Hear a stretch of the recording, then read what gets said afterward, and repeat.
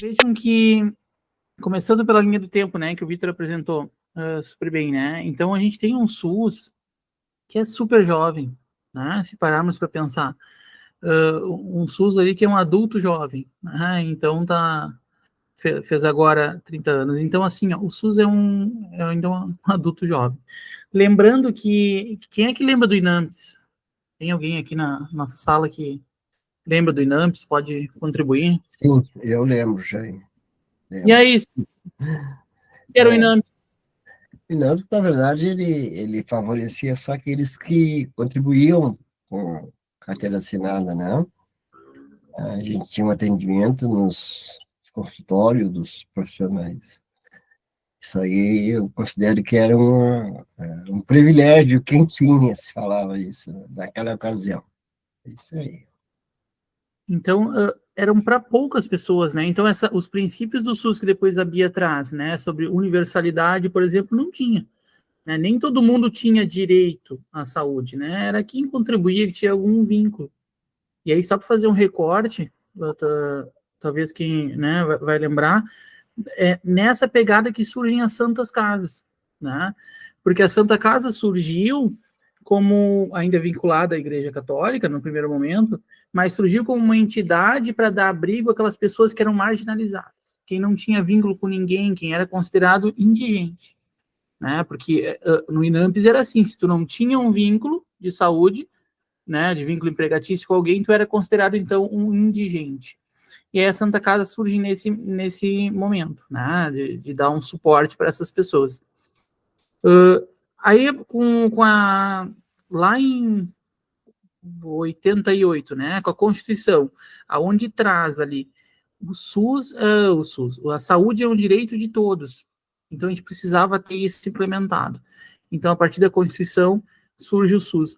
Mas o SUS, ele vem um pouco antes, né, e muitos de quem estão aqui presentes, né, o seu Jaime e tudo mais, vão lembrar que era a participação popular, né? Então eram pequenos grupos que se reuniam em lugares diferentes do nosso país para discutir saúde. E o Rio Grande do Sul é muito forte nessa luta, né? O Rio Grande do Sul sempre foi vanguarda, assim, nessa luta de participação popular, de discutir saúde para quem mais precisava, né? Que eram as pessoas mais carentes. Então a gente foi muito pioneiro nisso. Então, com o surgimento do SUS, a gente tem estabelecido que o governo precisa dar conta dessa gente, né, de mesmo quem não tem vínculo. E aí a gente vê, então, que nasce o SUS como um embrião. Gente, em 94, em 91, né, quando a gente começa a ter uma política mais voltada para a atenção básica. E aí só em 94 que a gente tem o surgimento da estratégia de saúde da família, né? Então, que é hoje o que a gente tem de normatizado, né? Obrigado, Vitor. Então, é o que a gente tem de norma, e a gente se baseia muito, né?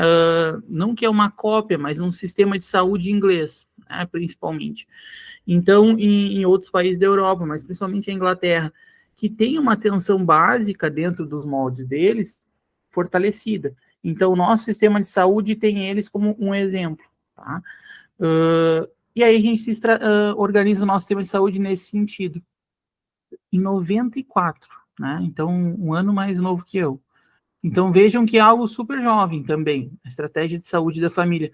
No início, quando começou, e Pelotas também começou na época acho que era o Facchini, que era o secretário, me ajudem os que eram da época, começou ainda distribuindo algumas unidades de um modo muito eleitoreiro, assim, né? Ficava tanto que o Areal aqui em Pelotas tem várias UBSs amontoadas, né? E as vilas têm pouco, as colônias têm pouco. Então isso surge nesse momento. Depois, em 96, começa a se redefinir um pouco esse modelo de gestão, porque só em 96 que se discute a fundo no Ministério da Saúde o que a Bia apresentou ali dos princípios organizativos do SUS, que é a descentralização. Então, em 96, tem uma forte reunião para reorganização de algumas coisas. Então, o município começa a ganhar mais força, né? Eles começam a ser mais participativos no financiamento da atenção primária. E a atenção primária aqui passa a ser o principal eixo de recursos do SUS, tá? O eixo de resolutividade do SUS.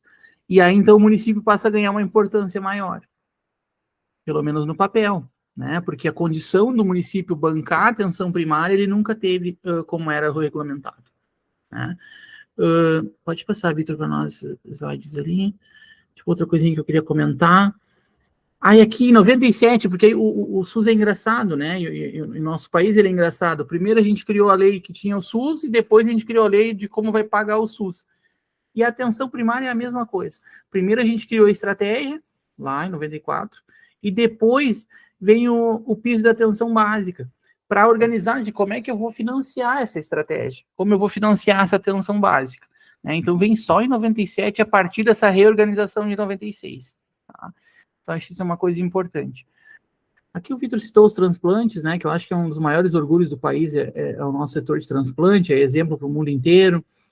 A criação da Anvisa vem numa normativa importante. A Anvisa foi proposta lá em 76 e ficou arquivada só em 99, que ela surge como uma entidade reguladora do sistema de saúde, né? Acho que é importante salientar isso também. Ficou parado na época da ditadura, por diversos motivos, porque a Anvisa, embora seja um órgão regulador, ele não é um órgão regulador que se submete, digamos assim, ao Estado, né? Então, na época da ditadura, isso não era bem visto, então se guardou a Anvisa, e aí depois, em 99, se cria, e a Anvisa também é um exemplo do Brasil para o mundo. Então, acho que esses marcos históricos são importantes a gente estar relembrando, né? Vitor, mais para adiante, tinha uma outra coisinha que eu queria falar. Tá, pode passar. Acho que era isso. Tá, e aí, isso, aí todos os princípios, né, que a Bia falou, acho que super bem. Eu só queria salientar algumas coisas. A gente tem divisão desses princípios, né, que talvez não sei se para todo mundo isso é claro, assim. É os princípios doutrinários, ou seja, é a base do SUS, que são esses três que estão na tela, e os princípios organizativos. Então, é como a gente vai se organizar nesse sistema, né? E a equidade, antes de falar desse, a equidade ela é muito linda, né? Talvez ela seja um dos princípios mais bonitos, assim, né? Que é tratar cada um de forma diferente, porque é assim que a gente tem que ser tratado. Mas é difícil pôr na prática, né? Hoje a gente ainda tem uma situação lá no Bom Jesus que tínhamos 12 pacientes idosos, e aí eu passei, obviamente, eles na frente no atendimento, e isso foi uma revolução na recepção.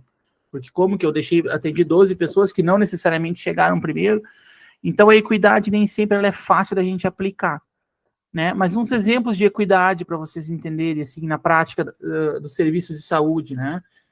Triagem no pronto-socorro, né? Sistema de triagem de UPA, o próprio SAMU, a regulação do SAMU, quando eu ligo para o SAMU para passar o caso, é uma equidade.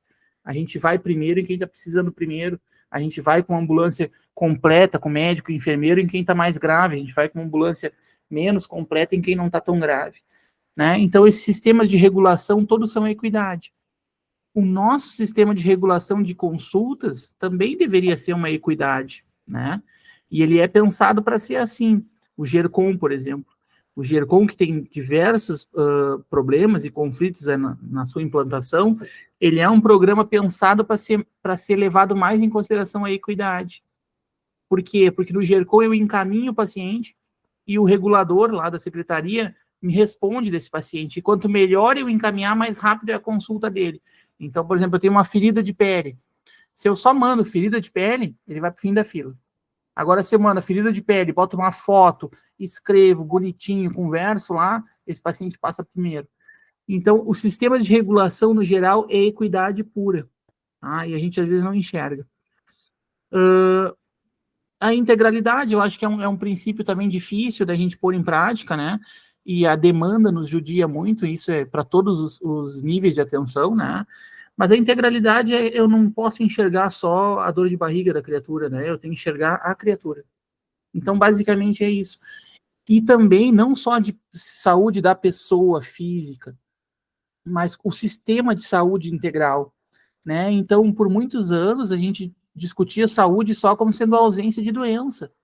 E a gente sabe que não é, né? Então, saúde é ter educação boa, é ter saneamento básico, é ter cultura, né? Saúde é ter uma praça iluminada, isso é saúde. Então, integralidade versa sobre isso, tá? Então, a integralidade vem para nos ajudar a lembrar que saúde não é só ausência de doenças. E aí vem os princípios organizativos, né? E que é interessante da gente chamar atenção, Por quê? Porque quando a gente cria, como é que vai funcionar? Então, como vai ser organizado o SUS? Tem uma hierarquia, né? Então, governo federal, governo estadual, né? E depois do governo estadual ainda tem as centrais, né, regionais, né? As centrais regionais, depois o município e, por fim, o local. Então, tem uma hierarquia de organização e uma parceria. E cada gestor dessa hierarquia tem a sua função bem definida, a sua atribuição definida. E aí, a partir daqui, o gestor começa a responder pela sua atribuição. Então, até o surgimento do SUS, o gestor não eram responsáveis pela saúde. Hoje são. Né? Então, hoje tem um plano anual de saúde, que a gente vai discutir mais para frente em outro momento. Então, se não está tudo atrelado a isso, aquele gestor responsável responde. Né? Então, é a partir deste princípio. Depois o outro princípio, que vai ser o da participação popular, que acho que a gente é a nossa casa, né? Então é o controle social, e mostrando que, por que princípio organizativo? Porque a partir do controle social deveria se organizar o SUS, né? Porque afinal a gente faz o SUS é para quem? Para as pessoas. Né? Então isso foi muito debatido, o próprio Sérgio Arouca, né, traz isso na biografia dele, que ele sempre defendia que o controle social devia ser um princípio doutrinário do SUS e não organizativo. E aí esqueci o nome do colega lá, que era enfermeiro, que conseguiu convencer ele, não, deve ser organizativo, porque é isso, o controle social tem que organizar o SUS. Então, o controle social entrou como princípio organizativo do SUS. Da descentralização, só para complementar o que a Bia falou, eu acho que é uma coisa importante, assim, porque a descentralização, gente, ela não é só quem vai dar a ordem, mas a descentralização vem muito para a questão de financiamento, né? E aí a descentralização se tornou um problema, porque a gente tem o Fundo Nacional, que é de base, né, que é o governo federal determina, e que para acessar o Fundo Nacional tem que ter alguns indicativos, né, como, por exemplo, o Conselho de Saúde, né, para poder acessar o fundo, mas principalmente é o financiamento, e ficou determinado que cada ente da federação tem uma porcentagem de financiamento. Então, além dessa descentralização ser pensada por questões financeiras, também foi pensada para gestão do recurso. Então, quem é a pessoa que tem maior condição de gerir o recurso do município? O próprio município. Né? Então, nós aqui em Pelotas temos que gerir o nosso recurso. Então, a gente sabe aonde aplicar o nosso recurso, ou pelo menos deveríamos, né, na teoria. Então, por isso a descentralização. Então, até então, gente, até vejam que isso aqui vai surgir em 90. Tá? Até 90, as coisas vinham de forma vertical. E vinha financiamentos verticais, e por isso que a gente tem em vários lugares do Brasil, no meio do nada, um hospital gigante. Porque era isso, não era eles que geriam os recursos deles. Então a gente tem aqui um exemplo bem próximo de nós, que é o Hospital de Viamão, que foi construído, né, iniciou a construção há 20 anos e nunca terminou. Porque não tem recurso, não tem verba, ninguém sabe quem vai assumir a verba. Então, vinha tudo muito verticalizado. Tá? Então, a gente tem lugares que tem, no Nordeste, que tem centro de diálise, onde tem 5 mil habitantes. E eles não têm como gerir aquilo ali. Então, a descentralização vem para organizar. O que Pelotas precisa? Então, Pelotas vai se organizar dentro do seu recurso. Tá? Mas também um cuidado, porque a gente ainda não tem plena autonomia desse recurso. Quando eu digo autonomia, é dinheiro no bolso mesmo. A gente não tem autonomia financeira. Tá? Mundo ideal, construiríamos os projetos de saúde, né, entre gestão e controle social, e escolheríamos aonde nós vamos aplicar a verba. Então, a descentralização vem para esse objetivo. Veja como a gente ainda está longe de poder alcançar alguns desses princípios. Embora muitas coisas que a gente está engateando nos revolte, ao mesmo tempo a gente talvez tenha que pensar que é novo. Né? Vocês são jovens, o seu Jaime é jovem, e lembra do INAMPS, que foi ontem. Né? Então, a gente ainda está engatinhando em muitas coisas. Outro exemplo bom de equidade, enquanto o vídeo carrega, são visitas domiciliares. Né? Então, quando a gente vai atender o paciente em casa, é um exemplo bom de equidade. Quem é que a gente atende em casa? Todo mundo? Não, quem precisa mais. Né? Então, rampa de acesso, equidade pura. né? Então, quando eu estou andando numa rua, numa praça, eu não vejo rampa, está faltando equidade ali. Elevador no serviço de saúde, né? Então, tudo isso são serviços de equidade. Outro de universalidade, né? Que esses dias alguém, até foi um aluno que perguntou na aula, professor, mas o protocolo de classificação de risco do acolhimento não fere a universalidade, porque todos têm direito. E não, na verdade, ele não fere, porque o protocolo é pura equidade, tá? Mas por que não fere? Porque a gente vai acolher e organizar fluxo. A gente vai ter um dia no nosso curso só para falar sobre o acolhimento. Mas então, tudo que é organização de fluxo não é ferimento da universalidade, né?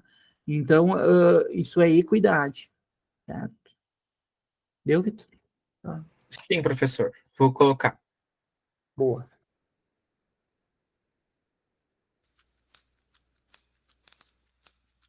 E falando ao Brasil, declaro promulgada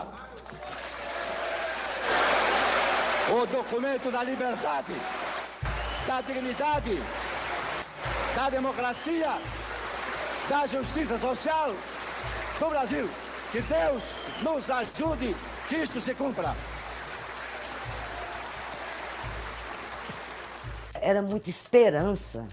Foi depois da ditadura, muita gente voltou do exílio para enriquecer o nosso movimento. Dizem que os anos 80, do ponto de vista econômico, era a década perdida, mas na verdade foi a década ganha, né, do ponto de vista da enorme participação política, da luta contra a ditadura e da superação da ditadura militar. Era assim, me dá uma passagem porque a Associação das Costureiras, entende, de uma cidade do interior do estado do Ceará, ou não sei o que, um grupo de representação de gaúcho lá do interior do Rio Grande do Sul, quer participar da conferência. Ela era uma conferência nacional, mas ela queria contar com um processo participativo muito grande, que começasse dos problemas vividos ali, no lugar onde as pessoas viviam, para chegar a uma política nacional. O que a população queria, o que a população brigava? Ela queria um sistema que atendesse fundamentalmente às suas necessidades, óbvio. Que aquele... E aí a gente não consegue ainda plenamente isso, mas é inegável que o SUS foi um avanço, como a Arouca gostava de dizer, foi um processo civilizatório, uma conquista civilizatória da sociedade brasileira. Eu tenho certeza que as pessoas que estão discutindo hoje a questão do SUS no governo do golpista Temer, eu tenho certeza que eles jamais souberam da oitava, jamais souberam que houve um movimento desse porte no Brasil. E eles não estão nem um pouco interessados, porque eles querem mesmo privatizar. É só passar esse início, essa moça ali que aparece falando, depois, um pouco mais à frente, ela vai dizer que ela foi quem organizou toda a questão de comunicação e marketing da oitava conferência. Então, a gente quis colocar esses 2 minutos um pouco para instigar também a quem gostar do link. Eu posso colar o link aí no chat para quem quiser ver esse mini doc depois, mas para aguçar um pouco a nossa vontade, assim, de quem já conhece poder desfrutar desse vídeo, quem ainda não conhece poder acrescentar um pouco mais. Costumo dizer que os anos 80 são os anos que a gente... de ouro do Brasil, né? Como aconteceram coisas nos anos 80, né? Vídeo que motiva, talvez alguns já tenham visto, né? Agora, na homenagem aos 30 anos do SUS, se divulgou mais esse vídeo, mas ele é um vídeo que motiva a gente, né? Por que a gente segue na luta pelo controle social, da participação popular, né? Então, e o que a gente...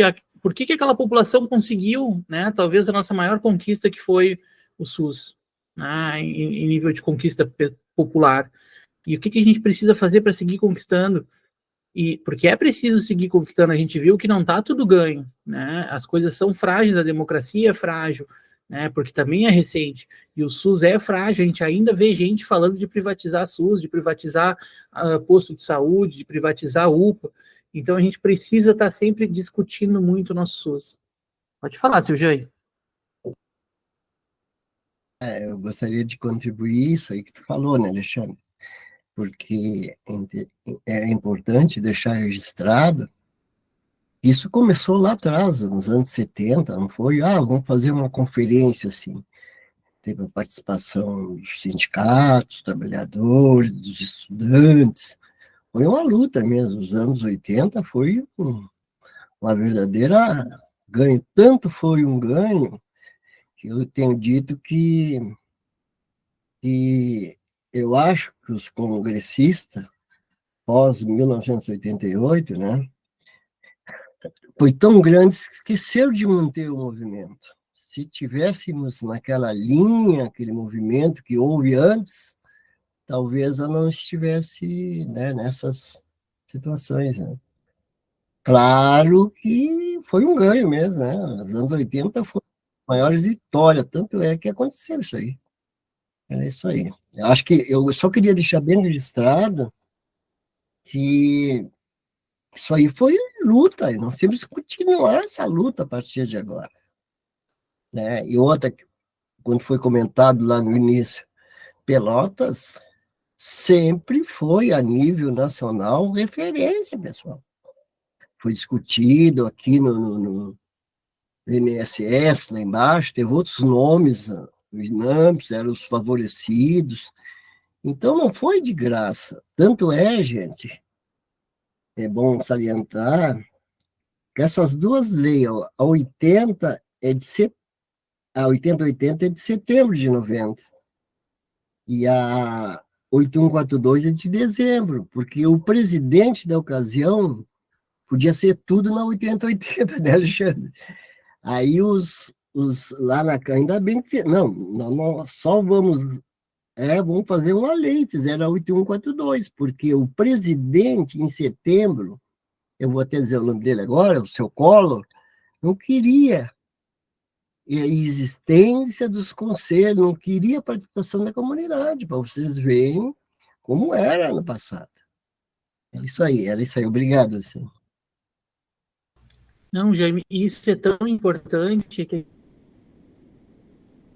o Conselho Municipal de Saúde de Porto Alegre, né, a gente vê muitas vezes, e o César é o que bate nisso, as gestões influenciam dos conselhos. Então, isso foi lá em 90, mas isso está hoje na nossa volta, né? Então, a importância de manter isso vivo, assim. E eu chamo a atenção para eu gosto de trazer isso nas reuniões de conselho local que eu participo, tá? Gente, o SUS saiu sem curso, né? Ninguém fez um curso com a população, vamos formar o SUS, né?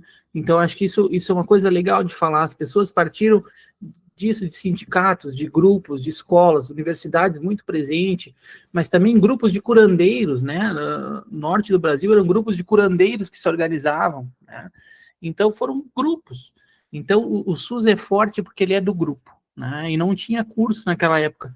Mas a gente evoluiu para um momento onde a qualificação é fundamental para a gente manter o que a gente conquistou, né? Então, chegar num lugar, a gente às vezes até chega, agora continuar nesse lugar que não é simples, né? Então, acho que essa é a mensagem inicial do nosso curso, assim. Primeiro, agradecer, então, mais uma vez, o César, que agora está presente, a Thaís, o Jaime, pela disponibilidade, né, e comprarem essa ideia com a gente, né? A gente sabe que vocês são sempre parceiros, e esse curso, ele é do Conselho de Saúde, né? Ele é uma coisa nossa, do Conselho. E agradecer muito a dedicação dos nossos residentes, o Vitor e a Beatriz, que desenvolveram a atividade de hoje. Parabéns, ficou muito boa mesmo. Tá? E agradecer os nossos presentes. Muito obrigado, gente. Então, próxima plenária, teremos um novo momento do curso com outro tema que a gente vai divulgando, certo?